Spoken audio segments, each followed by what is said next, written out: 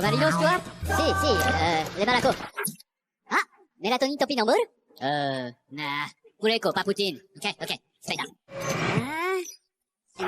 Oh, patting gum. Okay, la troppa. Hello, good afternoon, good evening, good morning, and welcome. It's Nurse Richard, the Wax Wizard. Thanks for joining me. There's a couple of patients in today's video, both very, very sticky from what I remember. And I think we needed an array of weapons in the arsenal to get these out. There's a lot to tell you about today. There's a lot been going on. I'll get onto that in a minute, but I'll quickly tell you about the history of this patient here. Now, because it's very sticky, you're probably thinking, as was I, you should be putting oil in this. And I didn't put oil in this one, and there's a very good reason why, before anyone decides to comment saying, why haven't you put oil in it? This lady perforated, well, it wasn't her, it was actually their grandchild, perforated her ear 5 months ago. I now know that it's healed. But whenever there's a perforation, you should probably avoid getting drops in it in case it seeps through into the middle ear. And I believe it was done when they were changing the nappy of a toddler. And for some reason, the toddler had a pencil in the hand, and it must have been a 1 in a million shot. This, where the toddler just went yank like that and just completely went straight into her ear and punctured her eardrum. So quite unfortunate. So a lesson for us all, don't put pencils in your toddler's hands when you've not got a hand free to stop them poking things in your ear. I've never heard of that happening before, but that was the reason why we didn't put oil in. I think it was it was the second one actually, that was the perforated one. But yeah, again, that's the reason why I didn't put oil in this one. Before I go any further, today's subscriber of the day is Lauren McMillian. Congratulations, Lauren.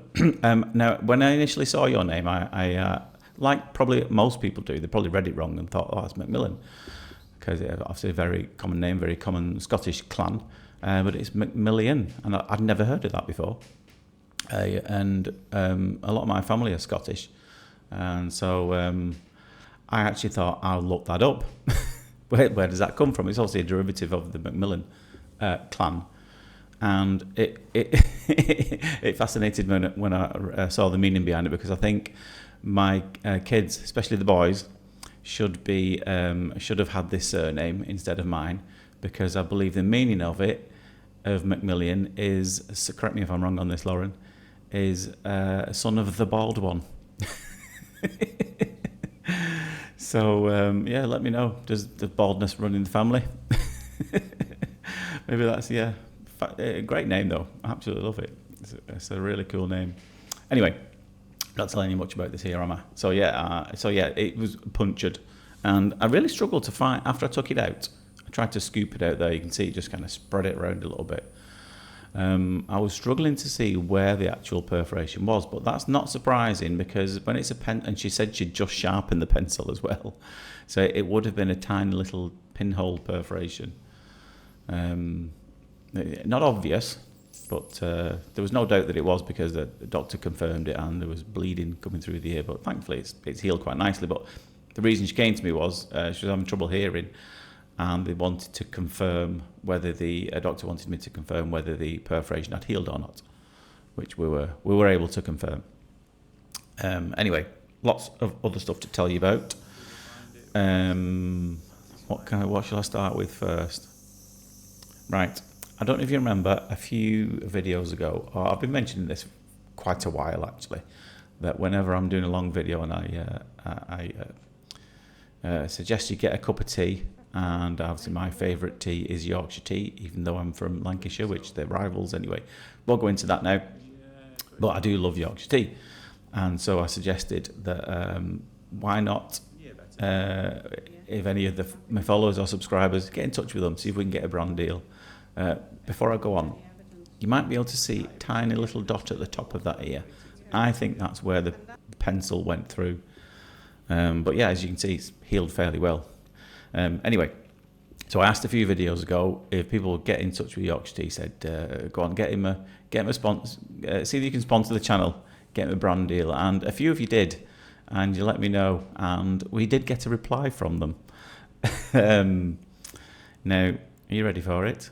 Dun, dun, dun, dun, dun, dun, dun.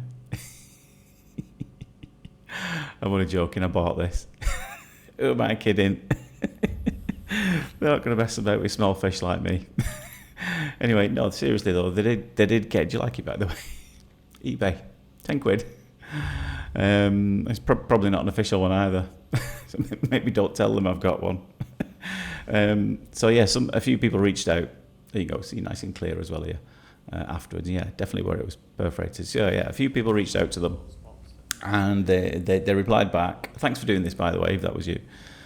That they don't really do do small sponsorships on a channel such small as mine. They're just big TV commercials, with Sean Bean and what have you. So I'm way out of their league.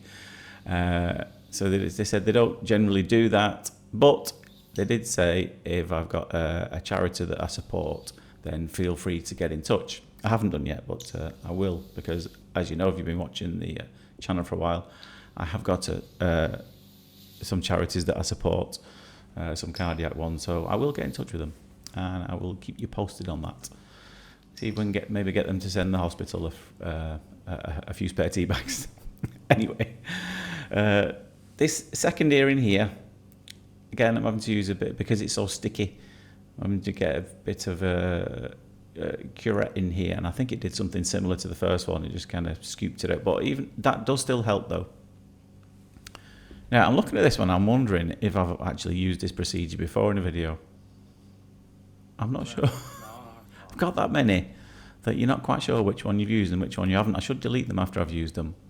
So I don't know. Let me know if you've seen this before. Apologies if you have. It's a good one anyway. But yeah, it's looking very familiar. So yeah, I had to use the curette there to scoop that from the side, and I think we needed to put some oil in it as well. Dad joke of the day, I've still not got my books because they're still in the boot of the car because the car's packed in and it's at the garage, so I'm having to rely on memory. And as I said in the previous video, when I try and rely on memory, my memory only takes me to the places that it probably shouldn't. So I can only remember the risky ones. But hey ho. Let's try and remember. Right, okay, I'll try this one. Hopefully this one doesn't get the video censored or taken down. Why can't Miss Piggy count to 70? Any ideas? Why can't Miss Piggy count to 70? Because every time she gets to 69, she gets a little frog stuck in her throat.